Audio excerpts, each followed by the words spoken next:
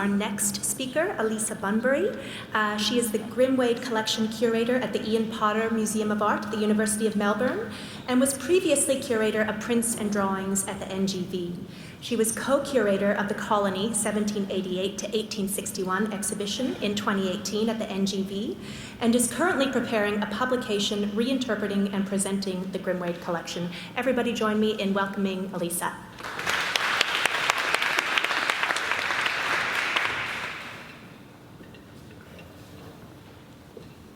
Thank you, everyone. I can't tell you how much I've enjoyed this morning that evocative talk, which I think sets a beautiful scene for the paper I'm going to present. Firstly, of course, I join everyone in acknowledging that we stand on the unceded land of the Gadigal people of the Eora Nation, and I also acknowledge that I live and work on the lands of the Wurundjeri people of the Kulin Nation. I pay my respects to all First Nations people and everyone here today. I also acknowledge that I'm a white Melburnian talking about images of Indigenous Sydney, and I hope to do further consultative work in the future with this. I'm delighted to have this opportunity to focus as both an image and an object on an important drawing of an Eora man that the University of Melbourne acquired in late 2017.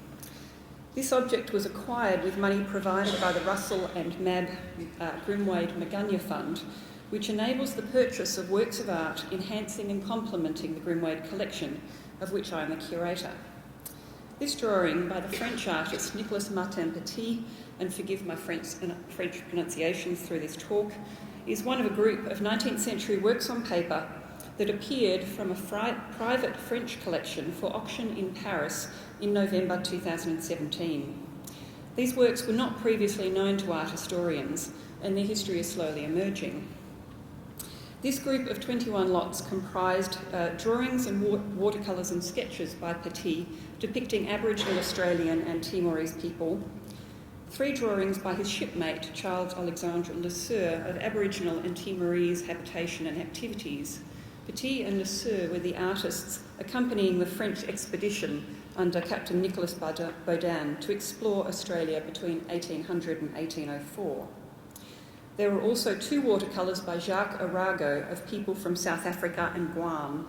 Arago was the expedition artist accompanying the later French expedition led by Louis de Freycinet between 1817 and 1820. There were also 2 watercolours by Sydney-based artist, formerly convict, Richard Brown, one of an Aboriginal man who you can see on the cover of the catalogue, and another of 2 kangaroos. In addition to these works, there were also 2 lots comprising drawings of marine subjects, which were connected to the Freycinet family in the mid-19th century. So within this group, there were 15 that relate to Australia. Of these, 10 were subsequently resold by Hordenhouse and Deutscher and Hackett a year later, in November of last year. From that auction, the State Library of New South Wales, the Art Gallery of Western Australia, and the Allport Library, Hobart, each acquired a sheet. The Allport work is double-sided. For this short paper, and to contextualise the Potter drawing, I'm going to focus on the art created by Nicholas Martin Petit, and only those images that relate to New South Wales, not his Timorese images, nor the hugely important Palawa portraits from Van Diemen's Land, and unless otherwise noted, all works are by Petit. So there is the Potter's man. There were these 2 drawings of Eora people. And these 2 sketches, which were sold as a pair in Paris, but which have since been separated. As I will show you later, this violent scene was known elsewhere, although these studies weren't. However, I need to give you some background. Some of you may be, or many of you may be well aware of the succession of French expeditions to Australia and the Pacific that occurred in the late 18th and 19th centuries. Under the instruction of the first consul, not yet Emperor Napoleon, this voyage of Enlightenment investigation, commanded by Nicolas Baudin, was the best equipped scientific expedition ever to set sail. Quote, "Never had there been such an assemblage of talent in any prior voyage of discovery. Never had there been such preparations to ensure success. Astronomers, geographers, mineralogists, botanists, zoologists, draftsmen, horticulturalists, 23 in all, were found ready. not mentioned, cartography and hydrography were also important outcomes. Two ships that you can see here on the letterhead that was printed for the voyage, the corvette Géographe under Baudin and the store ship Naturaliste under Captain Hamelin, departed France in October 1800. Despite intense interest in the voyage and jockeying for appointment to it, the harsh reality of shipboard life hit on the voyage out, and a number of the scientific gentlemen and crew fled their ships at Ile-de-France, that's the Mauritius, after only 5 months. Among them were all 3 official expedition artists, and you could actually see in this that art was clearly regarded as an important outcome of it. Fortuitously, Baudin had employed 2 young men nominally as assistant gunners, but in fact as his personal artists to illustrate his expedition journal. These were Charles Alexandre Lesueur, about whose artistic training nothing is known, who was to focus particularly on recording the natural history, and Nicholas Martin Petit, who in contrast had trained in Paris with the great neoclassical artist Jacques-Louis David, himself a close friend of Napoleon's. Petit was to end up working more particularly on portraits of people they met, although their work also overlapped. For example, it is not known which artist painted which coastal profiles, for example. These two became the artists of the 4-year voyage and produced an extensive body of art, including the journal entries, coastal profiles, zoology but not botany, and images of the communities and peoples that they met. Although in fact the ships, as you can see in this not very clear map, landed only a few times. So to Sydney, and I think you should recognise this scene from Bennelong Point. In June 1802, after 20 months at sea, the Géographe limped into Port Jackson. The crew of Baudin's ship were in dire straits. Almost all were desperately sick with scurvy and many needed hospitalisation. Supplies were also exhausted, and the governor, Philip Gidley King, willingly shared what the colony had. The zoologist, Francois Perron, who was later given the task of writing up the official publication of the voyage, wrote, "All the officers and principal citizens of the colony were unremitting in their assiduities towards us. While our crews were repairing the damages the ships had sustained and getting in fresh supplies of provisions, the naturalists extended their researches to every branch of the physical history of this interesting country." In all, the Géographe ended up remaining in Sydney for 5 months before continuing its exploration, while the Naturaliste returned to France, arriving in June 1803. The Géographe followed in March 1804, the 2 ships together conveying an extraordinary 100,000 botanical and zoological specimens, including surviving plants and animals and numerous ethnographic objects.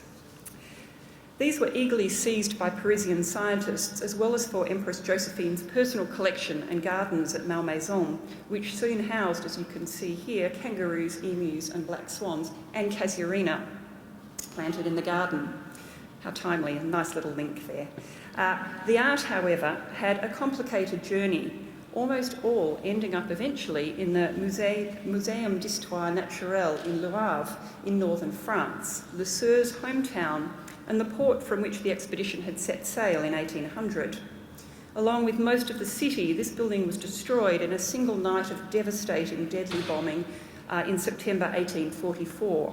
Only 4 walls remained, and thousands of material objects, including much Australian, was lost, not unlike the Garden Palace disaster, although the art collection had been removed and was protected. So this tiny, now rebuilt museum and its off-site store is the key repository of the art of the Baudin expedition. Some 1,500 drawings relating to this voyage, plus extensive manuscripts and documents. Few artworks were known to be held outside this collection until now. To anyone familiar with the Le Havre collection, the art in the Paris auction was instantly recognisable, either from variants of the same image or the body of work from which it came. The Potter drawing quite clearly fits into a group of similar drawings of coastal Sydney people, 4 of which are held at Le Havre. Here are the 3 that you've seen from the Paris auction. Then there is this second study of a couple in a boat. this detailed drawing of two men making fire, and two more studies of warriors, one picking up his spear with his foot, holding a shield and woomera, the other turned from us to reveal his waddy tucked into his string belt.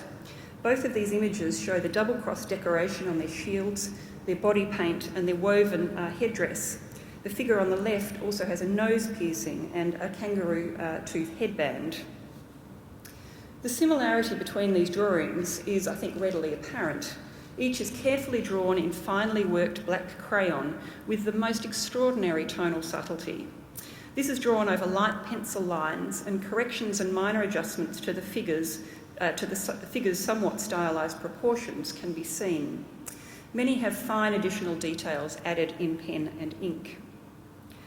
6 of the 7 images have the same inscription, En Petit à bord de Géographe, so made on board the Géographe. From this, we know that these are expedition images, not subsequently produced after their return to France. The fact that these were drawn in or maybe soon after Sydney is further confirmed by the paper on which these were drawn.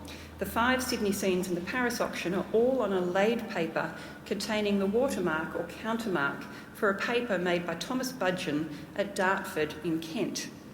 The watermark on these papers is a fleur-de-lis pattern, as you can see, hopefully you can see here, while the countermark reads Budgeon 1801. We know that the expedition was extremely well equipped, but paper is, of course, particularly susceptible when on a long sea voyage. Apparently mice were also a problem on the Flinders voyage. The use of English paper made in 1801, so after the French had left France, indicates both the availability of the paper in Sydney, but also the prioritisation that was given to the continuing visual records of the expedition. So what do we know then about the scenes and activities depicted in these drawings? There are only a few surviving written accounts, regrettably none by our artists, nor did Baudin keep his journal while recuperating in Sydney. Correspondence both between the French and the English in Sydney and also sent back to Europe also adds some additional and more personal colour. In the 5 months, there would have been considerable time to observe and explore the town and its surroundings, for example, witnessing people fishing from the ships. There was evident close contact with local Aboriginal people. Petit produced a series of these breathtaking pastel portraits of people who sat for him. Some of the people are named, Beji Beji, Tulgra, Yeranulaga. For others, their clans are recorded, Kamaragal, Buraberangal, Guyagal. We also know that physical measurements were taken and numerous tools, utensils and items of clothing or adornment were collected, that is, bought, bartered or possibly stolen. Only a single item, this reed necklace, not identified until 2012, is now known to have escaped the World War II destruction. In addition to these detailed portraits, a number of scenes of daily life were also drawn, but surprisingly few. And let me note that there are no known images from this visit that show Eora people interacting with Europeans, nor showing evidence of contact, except wearing cloth, which is described. For brevity, I need to hone cloth, not clothing, I should say, so wearing in headdresses and on arms and so on. For brevity, I need to hone right down, so let's look at this. A drawing done by either Le Sueur or Petit, and I was thinking of this when Jonathan was talking about Aboriginal people being presented as ongoing warriors. So this drawing done either by Le Sueur or Petit. Lieutenant Pierre Bernard Milius, who ended up commanding the expedition after Baudin's death on the return voyage, wrote in his journal, "During my stay in Sydney, I witnessed a number of fights between the natives, excuse the language, generally on account of women. Both sides are busy for the 2 days beforehand, preparing their weapons. To this end, they cut a length of reed 5 or 6 feet long, at one end of which they fit an extremely sharp arrow, studded with shards of shell or glass, which is interesting, to render the wound more deadly. When the combatants are on the battlefield, they throw their spears with admirable force and skill." That seems to be what we are seeing in this brush and wash image, with the test marks in the margins that I believe indicate a working drawing, hopefully possibly done on the spot. Note the squatting figures in the middle, the family relaxing in the foreground, and the lovely twist of the dog. There's also another sketch which has many of the same elements. So from this, I'm sure you've seen the close similarity in pose with these two drawings, which I can now say I regard absolutely as a pair. It is also apparent, I believe, that these ones are not action shots, but clearly posed, or at least studied to capture the details. One thing that must be borne in mind is that a number of the Sydney scenes that they depicted, which included a cremation and stages in an initiation ceremony, have strong similarities to a series of etchings, and we saw one in the previous presentation, which appeared in a book published in 1798, an account of the English colony in New South Wales by the Judge and Lieutenant Governor of the colony, David Collins.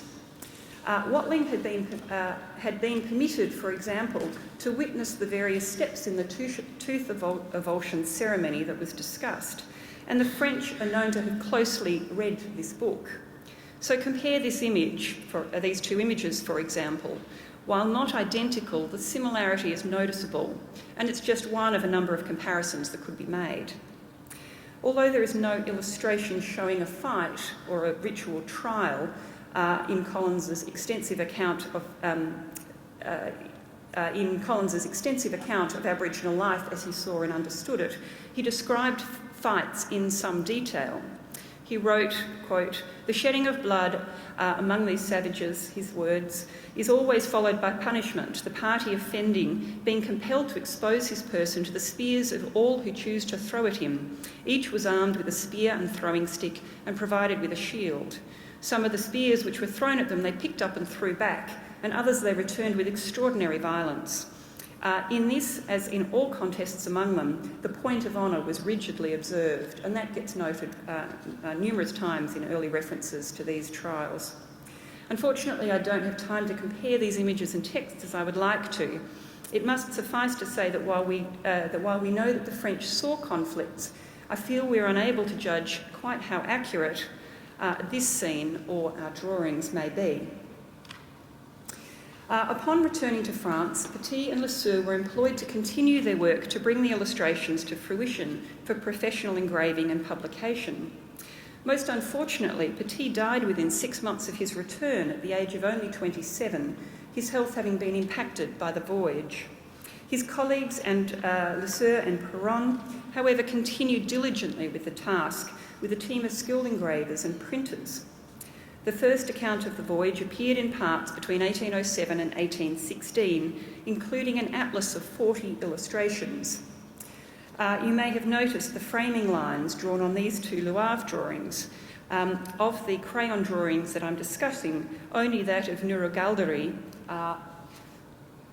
made it into print, as you see here, and he's the only one whose name we know. An additional atlas of more ethnographic images from the voyage was planned but not completed.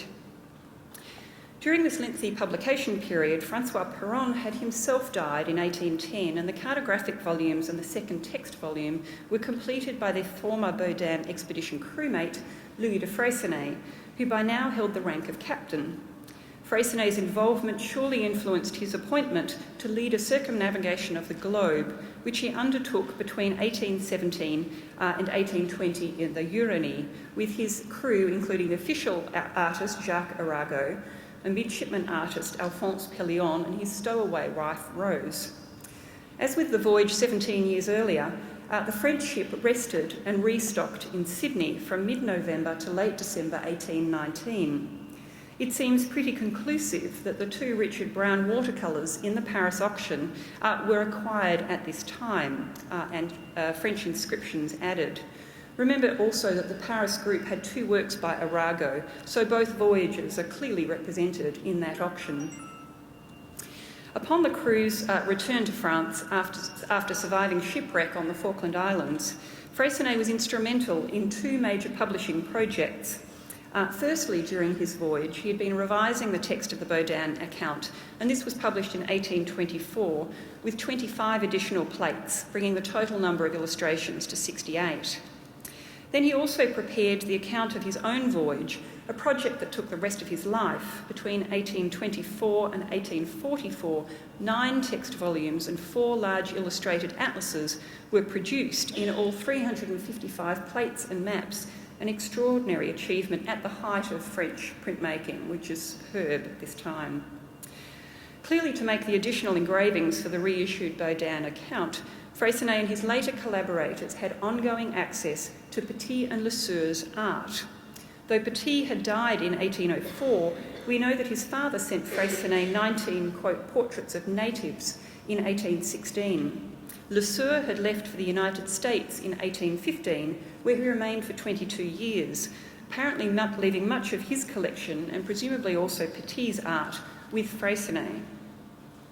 In addition, we know that their art was used not only for the Baudin reissue, but also for Freycinet's own volumes. Although first drawn in 1802, as we've seen, this image, a merge of the 2 sketches that we saw earlier, appeared in the later account of the Freycinet expedition in his Atlas Historique, published in 1825. Some plates, however, were clearly prepared for Freycinet's publication, but for some reason were never used. And this is one, known in only a single trial proof, although clearly a lot of work had gone into creating it. A watercolour attributed to the artist Pierre-Antoine Marchais, who worked on Freycinet's volume, in fact on both the Baudin and the Freycinet volume, also exists, almost certainly the preparatory image for the print. And here, of course, you can see our figures re-emerging. Over 20 years after they were first drawn. There have been some very obvious changes, however. The spear thrower is transformed considerably. His physique, his facial features, his stance, and most definitely his body paint. The defending man is more similar in stance to the original, and now with the added shield decoration. But again, he looks in no way Aboriginal in feature, nor bodily decoration. Note that the carefully drawn pubic hair has discreetly become a shadow. I also draw your attention to the standing man in the middle background. Comparison has been made here to the headdress and possibly the upper lip of this man, Moraray. But notice also, as David Hanson has, the close similarity to the Richard Brown watercolour of Long Jack. And finally, the spear thrower appears once more, reused in the marriage scene, indicating again that the Paris auction drawings were apparently together and accessible at this time. Finally, I want to show you these, which are the wrappers that the Paris group came to the auction house in, which indicate in their inscriptions that its contents had been considered for publication. Most unfortunately, I don't know which works of art had been in which wrappers, nor do I know where these wrappers are now. I hope to find out. The handwriting is currently being researched. So at some stage, this group was separated from the other Baudin art, which made its way back to Lesueur, and then from his family in the later 19th and into the early 20th century to the Le Havre Museum. If you recall, I mentioned there were also marine drawings with Freycinet family connections. These suggest that this material stayed with Freycinet's family until sometime after 1840. Provenance research by Horden House indicates that between then and the early 1880s, they passed to a family with naval connections whose descendants put the group to auction, bringing this long-hidden material not only to our attention, but also allowing it to enter Australian collections. Just to finish on, I would be interested in people's thoughts as to whether this, in fact, could be the same man posing for Petit as both attacker and defender. Thank you.